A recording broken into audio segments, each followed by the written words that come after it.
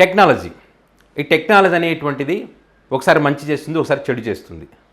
So ఈ అధికారంలో ఉన్నటువంటి ప్రభుత్వాలు ఈ టెక్నాలజీకి సంబంధించి మంచి జరిగితే మాత్రం ఇది మా ఘనతే, మేము సాధించామని చెప్పుకుంటాం. చెడు జరిగితే మాత్రం ఇది గత ప్రభుత్వాలు చేసినటువంటి తప్పు అని చెప్తారు. సో మంచి జరిగినప్పుడు ఇది మా ఘనతే అని చెప్పుకునే దాంట్లో చంద్రబాబు నాయుడు గారు 2 అడుగులు ముందుంటారు. 20 years బ్యాక్ ఉన్నటువంటి టెక్నాలజీ నాదే అంటారు, ప్రజెంట్ ఉన్నటువంటి టెక్నాలజీ నాదే అంటారు, భవిష్యత్తులో జరగబోయే 20 years తర్వాత జరగబోయే టెక్నాలజీ డెవలప్మెంట్ అవన్నీ కూడా నావే అని చంద్రబాబు నాయుడు గారు చెప్పుకుంటారు.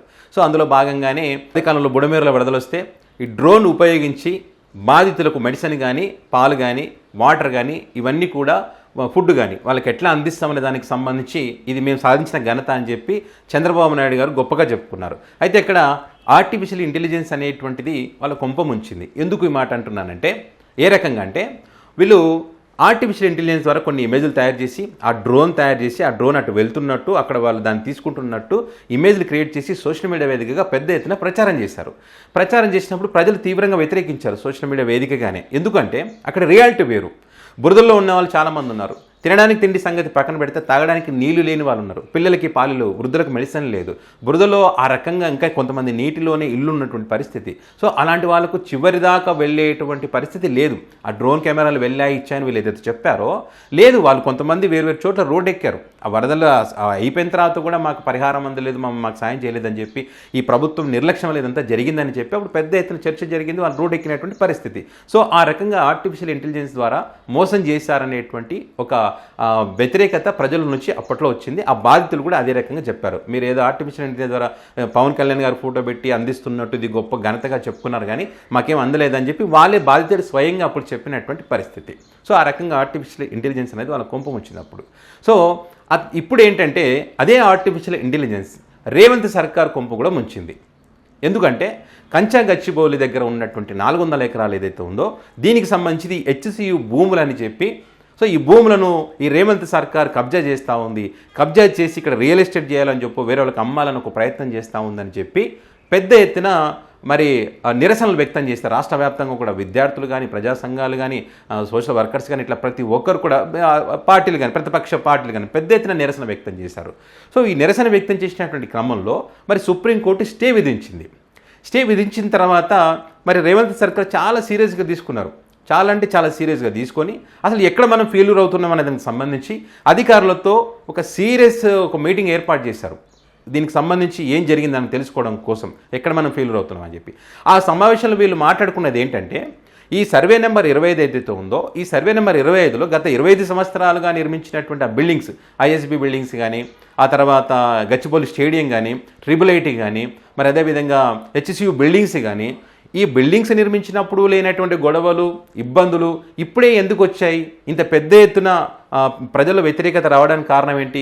ఈ HCU విద్యార్థులు నిరసన వ్యక్తం చేయడానికి కారణం ఏంటి? ప్రజా సంఘాలు రావడానికి కారణం ఏంటి?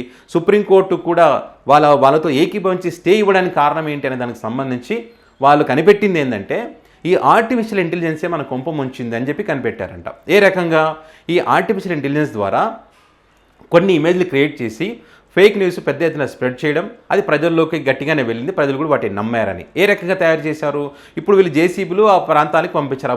ఆ భూములను చోటికి క్లీన్ చేయడానికి పంపించినప్పుడు అక్కడ ఈ జింకలు ఉంటాయి కదా, ఆ జింకలకు JCBలు తగిలి రక్తం కారి మరి పడిపోయినట్టుగా ఒక ఇమేజ్ క్రియేట్ చేయడం. ఆ తర్వాత నెమళ్ళు ఏడుస్తున్నట్టుగా వెనక JCB, ఇక్కడ JCBలు దాడి చేస్తున్నట్టు, నెమళ్ళు ఎగురుతున్నట్టు, ఎగురుతున్నట్టు అట్లా ఇమేజ్లు తయారు చేయడం, వాటికి సంబంధించి స్క్రిప్ట్ రాసి పెట్టడం వల్ల ఇట్లా దీన్ని నమ్మారు, ప్రజలు నమ్మారు. న్యాయస్థానం కూడా అదే నమ్మి స్టే ఇచ్చిందనేటువంటి ఒక అభిప్రాయానికి వీళ్ళు వచ్చారు.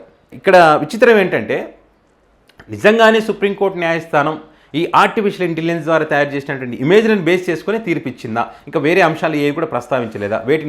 వేరే ఏ అంశాలను కూడా పరిగణలోకి తీసుకోలేదా అన్నది వీళ్ళు ఆలోచించుకోవాలి. ఎందుకంటే ఆ మాత్రం తెలియదా సుప్రీంకోర్టు న్యాయస్థానానికి? ఇది ఆర్టిఫిషియల్ ఇంటెలిజెన్స్ ద్వారా తయారు చేయబడినటువంటి ఇమేజ్ అనేటువంటి అవగాహన వాళ్ళకు ఉండదా? ఖచ్చితంగా ఉంటాయి. టెక్నాలజీ పరంగా తెలుసు, అన్నీ తెలుసు, ప్రతిదీ కూడా క్షుణ్ణంగా పరిశీలిస్తారు కదా. అక్కడ ఇది ఒక్కటే కారణమని ఏ రకంగా అనుకుంటారు?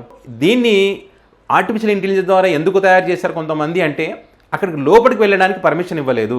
మనం దూరం నుంచి చూసినప్పుడు ఆ అరుపులు వినిపిస్తున్నాయి, ఆ జింకలు పరిగెత్తడాలు కనిపిస్తూ ఉన్నాయి. మనకు లోపలికి పర్మిషన్ లేనప్పుడు వాటిని కొంతమంది ఆర్టిఫిషియల్ ద్వారా AI ద్వారా ఇమేజ్ని క్రియేట్ చేసి పోస్ట్ చేశారనేటువంటి అభిప్రాయాలు ఉన్నాయి. మరి అక్కడ లోపలికి ఎవరిని అనుమతించకపోవడం ఏంది అంటే అది అక్కడ ఏదో జరుగుతుందనే అభిప్రాయాలు ఖచ్చితంగా వస్తాయి కదా అనేటువంటి పరిస్థితులు ఉన్నాయి ఇక్కడ. సో ఇది అర్థం చేసుకోకుండా ఆర్టిఫిషియల్ ఇంటెలిజెన్స్ ద్వారా చెప్పడం వల్లనే ఇక్కడ ఏమి జరగలేదు, నెమలకి ఏం కాలేదు, జింకలకి ఏం కాలేదు అనే దానికి సంబంధించి వీళ్ళు చెప్పడం కరెక్ట్ కాదు.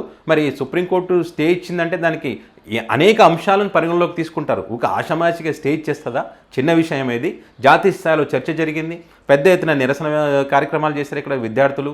ఈ ప్రాణత్యాగం చేయడానికైనా సిద్ధమై అనేటువంటి పరిస్థితికి వెళ్ళినప్పుడు దాన్ని తక్కువగా ఎట్లా తీసుకుంటుంది న్యాయస్థానం కూడా ఖచ్చితంగా పరిశీలిస్తారు.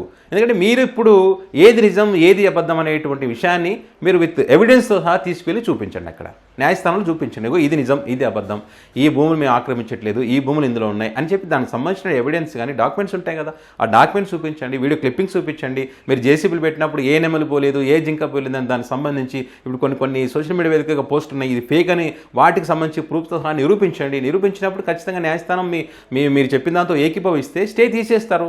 మీరు ఏదైతే చేయాలనుకుంటారో దానికి అనుమతిస్తారు. ఈ ఆర్టిఫిషియల్ ఏదైతే ఫేక్ న్యూస్ స్ప్రెడ్ చేస్తారో వాటన్నిటికి సంబంధించి ఇప్పుడు న్యాయస్థానం దృష్టికి తీసుకెళ్తున్నారు వీళ్ళు. మంచిదే తీసుకువెళ్తే. అట్లా ఫేక్ న్యూస్ స్ప్రెడ్ చేయడం అనేటువంటిది కరెక్ట్ కాదు.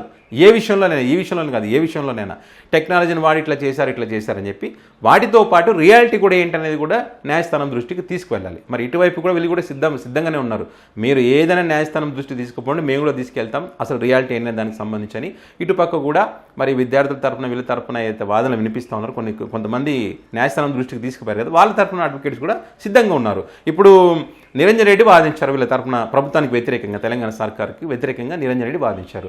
ఆయన వినిపించినటువంటి వాదనలతో వీళ్ళు న్యాయస్థానం ఏకీభవించింది. ఎందుకంటే గతంలో కొన్ని తీర్పులు చెప్పింది, తీర్పులు ఉండే వాటిని బేస్ చేసుకొని సో ఈ రకంగా జరిగిందని చెప్పి. సో ఆ ప్రాంతం అంతా కూడా అడవి ప్రాంతంగా వస్తుంది, సున్నితమైనటువంటి ప్రాంతం. అక్కడ 450 పైగా వృక్షజాలం కానీ జంతుజాలం కానీ అక్కడ జీవిస్తున్నారు. సో అలాంటి ప్రాంతంలో ఇలాంటి కట్టడాలు కానీ అవి కానీ చేయకూడదు అని చెప్పినప్పుడు వాటికి తగ్గ ఆధారాలు చూపించినప్పుడు ఖచ్చితంగా స్టే ఇస్తారు, వాటితో ఏకీభవిస్తారు. సో అది లేదు అని మీరు నిరూపిస్తే కనుక, ఇదంతా అబద్ధం అని చెప్తే కనుక ఖచ్చితంగా మీకు అనుకూలంగా తీర్పు వస్తుంది. సో ఏదేమైనా కూడా ఈ ఆర్టిఫిషియల్ ఇంటెలిజెన్స్ అనేటువంటిది రేవంత్ సర్కార్ కొంప ముంచిందనేటువంటిది సోషల్ మీడియా వేదికగా పెద్ద ఎత్తున చర్చ అయితే జరుగుతుంది. ఈ ఆర్టిఫిషియల్ ఇంటెలిజెన్స్ రానున్న రోజుల్లో ఇంకా ఎలాంటి ప్రభావం చూపిస్తుంది ప్రభుత్వాల పైన అని చెప్పి ఒక పక్క ఏపీలో ఒకసారి ఎఫెక్ట్ అయింది, ఇప్పుడు తెలంగాణ సర్కార్ కూడా ఎఫెక్ట్ అయింది. అదేవిధంగా నరేంద్ర మోదీ గారికి సంబంధించి కూడా ఇప్పుడు గ్రోక్ ఏం చెప్తా ఉంది, నరేంద్ర మోదీ గారు ఈ బీజేపీ పార్టీకి ఇవన్నీ కూడా చరిత్రను వక్రీకరిస్తుందని చెప్పి పెద్ద ఎత్తున మరి గ్రోక్ చెప్తే దానికి సంబంధించి పెద్ద ఎత్తున చర్చ జరుగుతుంది. బీజేపీ కొంప ముంచిన గ్రోక్ అని చెప్పి పెద్ద ఎత్తున చర్చ జరుగుతుంది. సో ఈ రకంగా ఈ ఆర్టిఫిషియల్ ఇంటెలిజెన్స్ అనేటువంటిది ప్రభుత్వాలకు పెద్ద తలనొప్పిగా మారినటువంటి పరిస్థితి. సో రానున్న రోజులు తేలుతుంది హెచ్ఎస్యూ భూములకు సంబంధించి ఏది నిజం ఏది అబద్ధం, మరి ఆర్టిఫిషియల్ ఇంటెలిజెన్స్ ద్వారానే వీళ్ళకి ఇబ్బంది కలిగిందా లేకుంటే వేరే కారణాలు ఉన్నాయనేది భవిష్యత్తులో తేలుతుంది. సో దీనికి సంబంధించి మీ అభిప్రాయాన్ని కామెంట్ రూపంలో పెట్టండి. సో ఇది కేవలం దీనివల్లైనా ఆర్టిఫిషియల్ ఇంటెలిజెన్స్ ద్వారానే మరి ఇది స్టే రావడం జరిగిందా లేకపోతే నిజంగానే అక్కడ జంతువులు ఉన్నాయా లేదనే దానికి సంబంధించి మీ అమూల్యమైనటువంటి అభిప్రాయాన్ని కామెంట్ బాక్స్లో పెట్టండి.